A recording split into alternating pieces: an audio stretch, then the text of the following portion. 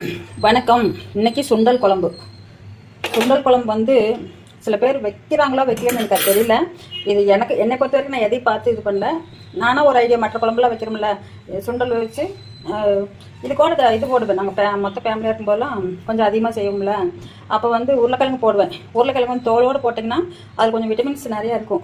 அதனால உருளைக்கிழங்கு இது சேர்த்து போடுவேன். இன்றைக்கி இது உருளைக்கிழங்கு இது சாப்பிட்லாம், நான் சுகருக்கு சாப்பிட்லாம். உருளைக்கிழங்கு கொஞ்சம் சாப்பிடக்கூடாதா, அதனால்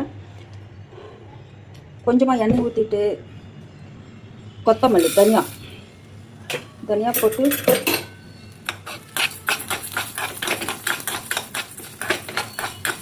உங்களுக்கு தேவையான அளவு போட்டுக்கோங்க. கொஞ்சம் திக்னஸ் வேணும் அப்படின்னா இன்னும் கொஞ்சம் தனியாக போட்டுக்கிட்டிங்கன்னா சரியாக போச்சு.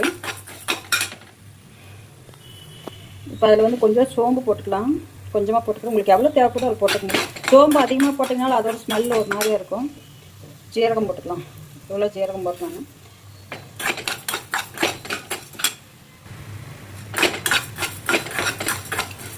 நான் சிம்மில் வச்சுருக்கிறேன், நீங்கள் எப்படி வைக்கிற மாதிரி. கருவேப்பிலை தலை கொஞ்சம் அதிகமாகவே போடலாம், நல்லா டேஸ்ட்டாக இருக்கும். அதில் விட்டமின்ஸு நிறையா இருக்கும். காஞ்ச மிளகாயும் வரமிளகாய் இது உங்களுக்கு தேவையான அளவு போட்டுக்கோங்க. கொஞ்சம் எண்ணெய் ஊற்றினாலும் அதே போடும். இது லவங்கம், கிராம்பு சொல்லுவாங்க தமிழில், தெலுங்கில் லவங்கம் சொல்லுவாங்க. ஆனால் என்னென்னா பெருங்காயம் மட்டும் மறந்துட்டு வந்துடுறேன். மிளகு கொஞ்சம் போட்டுக்கோங்க.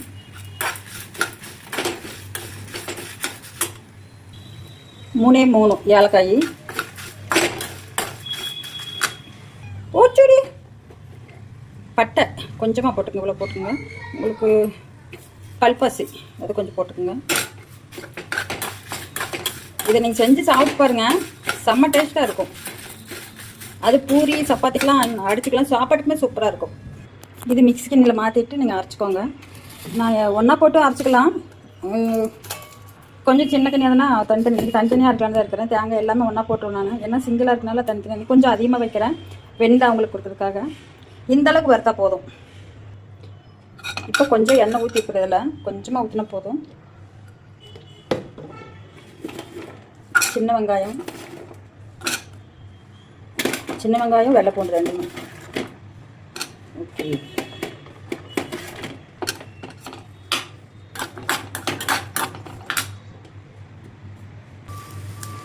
கொஞ்சம் இஞ்சி போட்டுக்கோங்க. இதில் போட்டு 3 ஒன்றா தனியாக வணக்கலாம். கொஞ்சம் வணங்கினதுக்கப்புறம் தக்காளி போட்டுக்கலாம். வெங்காயம் கொஞ்சம் வணங்கிடுச்சு, இப்போ தக்காளி போட்டுக்கோங்க கூட. இது தேவையான அளவு போட்டுக்கோங்க. ஓரளவுக்கு லேடிஸ்னாலே சமையல் தெரியும், இந்த தேவையான அளவு போட்டுக்கோங்க. இப்போ இதில் கொஞ்சம் கல்லுப்பு போட்டிங்கன்னா சீக்கிரம் வதங்கிக்கும். கல்லுப்பு போட்டுக்கலாம். உப்பு போட்டிங்கன்னா சீக்கிரம் வதங்கிடாதுக்காக. தக்காளி வெங்காயம்லாம் சீக்கிரம் வதங்கிக்கும். எங்கள் வீட்டிலலாம் குட்டி குட்டி சட்டியாக இருக்கும். எப்பாவது முறுக்கு ஏதாவது சொல்கிற மாதிரி இருந்தால் அதை எடுப்பேன். ஆனால் இங்கே ஒன்று இருக்குது, இதுதான் அதிகமாக யூஸ் பண்ணுவேன். இன்னொன்று குட்டி ஒன்று இருக்குது பாருங்கள், இது தாளிக்குவோம் அப்பப்போ. போதும், இந்த அளவுக்கு வதங்கினா போதும். நம்ம திரும்பவும் குழம்பு வேகமில்ல, அப்போ சரியாக போயிடும். வதங்கிடுச்சு, ஸ்டவ் ஆஃப் பண்ணிக்கலாம். வேர்க்கடலை பருப்பு தேங்காய் அரைச்சி ஊற்றும்ல, தேங்காய் லாஸ்ட்டில் அரைச்சி ஊற்றும்ல, அப்போ தேங்காய் கூட அந்த வேர்க்கடலை பருப்பு இந்த மாதிரி வறுத்து போட்டுட்டிங்கன்னா செம்ம டேஸ்ட்டாக இருக்கும். ஹோட்டலில் வந்து இந்த புரோட்டாவுக்குலாம் போடுறாங்க, ஒரு சால்னான்னு சொல்லுவாங்களே, குருமா, அந்த இது போட்டால் நல்லாயிருக்கும். முந்திரி பருப்பு, இது பொட்டுக்கடலை 3 போடணும். எனக்கு முந்திரி பருப்பு இல்லை வீட்டில், நான் பொட்டுக்கடலை எடுத்து வச்சுருக்கிறேன். 2 போட்டு வேர்க்கடலை பருப்பு நல்லா வறுத்ததுக்கப்புறம் இதையும் அது போட்டு கலக்கி லாஸ்ட்டில் தேங்காய் அரைச்சி ஊற்றுறப்ப இதை போட்டு அரைச்சி ஊற்றிக்கலாம். அந்த தனியாவில் வறுத்தல, தனியாக வெங்காயம் தக்காளி எல்லாமே மொத்தமாக போட்டு அரைச்சிட்டேன். அடுத்து தேங்காய் மட்டும் லாஸ்ட்டில் அரைச்சி ஊற்றிக்கலாம். அடுத்து ஒரு குண்டானை வச்சுக்கலாம். குண்டா பாத்திரம் ஏதோ ஒன்று இருக்கட்டும். இந்த குழம்பு இந்த பாத்திரத்தில் மட்டும் குழம்பு அப்படியே வச்சிட்டோம்னா இந்த மாதிரி கருப்பாக புள்ளியாக வந்துடும். குழம்பு அதில் வைக்காமல் இருந்தோம்னா கொஞ்சம் நல்லாயிருக்கும். அது சங்கடப்பட்டுட்டு அப்படியே வடுறது. இது பாருங்க, கொஞ்சம் நல்லாயிருக்கும். அது ரொம்ப கொஞ்சம் குழம்பு அதிலே வச்சுருவேன் சங்கடப்பட்டுக்கிட்டு. அதனால் அந்த கலரில் வர்றாங்க அவங்க. எண்ணெய் ஊற்றிக்கிங்க, கொஞ்சம் கடலை எண்ணெய் ஊற்றுறேன் நான். போதும், கொஞ்சமாக ஊற்றினாலே போதும். அது அதிகமாக ஊற்றினா எண்ணெய்லாம் ப்ராப்ளம் தானே, எந்த எண்ணெயாக இருந்தாலும். இப்போ கடுகு போட்டுக்கலாம். உளுந்தம்பருப்பு போட்டுக்கலாம். உளுந்தம்பருப்பு, பச்சைக்கடலைப்பருப்பு, கொஞ்சம் கடலைப்பருப்பு போடுங்களா. அதுக்கப்புறம் கருவேப்பிலை, நான் எல்லாத்துலேயுமே கொஞ்சம் அதிகமாக தான் போடுவேன். வெங்காயம் தாளி பெரிய வெங்காயம் போடுங்க, கொஞ்சம் கடிக்கிறது நல்லாயிருக்கும். லாஸ்ட்டில் போடுறதுனால அங்கங்கே தட்டுருங்களா, அது கொஞ்சம் டேஸ்ட்டாக இருக்கும். லைட்டாக உப்பு போட்டுருக்கு, கொஞ்சம் இல்லை இவ்வளோ போடுறது. வெங்காயம் வணங்கிருக்கு, அந்த டேஸ்ட் இருக்கும். இந்த வெங்காயத்தில் உப்பு போட்டுக்கிட்டா டேஸ்ட் நல்லாயிருக்கும். அதுக்காக இது நான் கொத்தமல்லி தழை வதங்குறப்ப போட்டுருவேன். வெங்காயம்லாம் போட்டு அது போட்டுருவேன்.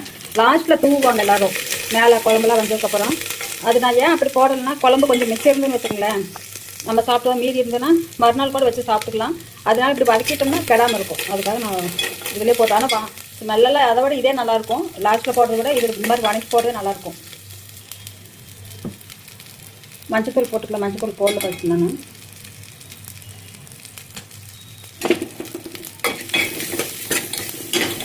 போட்டு இந்த சுண்டல்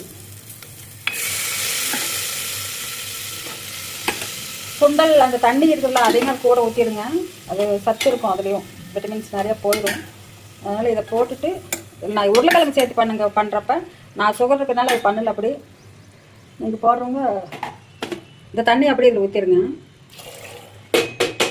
ஏன்னா அதில் நிறையா இருக்கும்ல விட்டமின்ஸ். அதனால் இப்போ நம்ம அரைச்சி வச்சுருவோம்ல, இதை ஊற்றிக்கலாம்.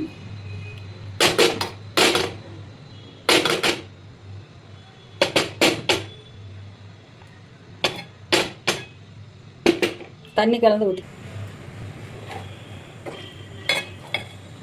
அந்த இதை கழுவி அப்படியே தண்ணி அதிலே ஊற்றிருங்க. முடியும்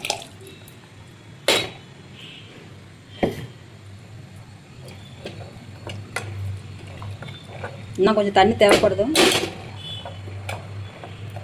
இன்றைக்கி இந்த குழம்பு ஹோட்டல் கடைக்கு போகும்போது அங்கே சூப்பர்னு சாப்பிட போகிறாங்க. நல்லா கலர்ஃபுல்லாக இருக்குதுங்களா? கொதிச்சிடுச்சு. இப்போ நம்ம தேங்காய் பொட்டுக்கடலை வேர்க்கடலை பருப்பு போட்டல, அதை அரைச்சி ஊற்றிடலாம் லாஸ்ட்டில். இன்றைக்கி வெண்ணிலாவுக்கு வந்து குழம்பு வைக்கிற வேலை மிச்சம். திக்னஸ் கிடச்சிக்கணும், கொஞ்சம் லைட்டாக போச்சுன்னா போதும். இது வந்து பூரிக்கு சப்பாத்திக்கு சாப்பாட்டுக்கும் சூப்பராக இருக்கும். செஞ்சு சாப்பிட்டு பாருங்கள். அவ்வளோதான் என்னுடைய இது. கருவேப்பிலை இது கொத்தமல்லி தழை முன்னாடி போட்டுருந்தேன் நான், அதனால் இது போட வேண்டியதில்லை. திக்னஸ் கிடச்சிக்கும். தேங்காயெல்லாம் அரைச்சி விட்டுங்களா, இந்த அளவுக்கு இருந்தால் தாங்க செம்மையாக இருக்கும். இந்த நாட்டுக்கோழிலாம் வச்சாங்கன்னா இப்படி தானே வைப்பாங்க, சூப் மாதிரி. அதே மாதிரி தான் வருது, செம்மையாக இருக்கும். ட்ரை பண்ணி பாருங்கள். நன்றி, வணக்கம். பிடிச்சிருந்தா கமெண்ட் பண்ணுங்கள், பிடிக்காட்டி கமெண்ட் பண்ணுங்கள். இதெல்லாம் துடைக்க முடியல, சுடுது, என் கை பொறுக்காது. பார்த்துட்டு லைக் பண்ணுங்கள், ஷேர் பண்ணுங்கள், கமெண்ட் பண்ணுங்கள், ஹைப் ஆப்ஷன் கொடுங்க ப்ளீஸ். நன்றி, வணக்கம், பாய்.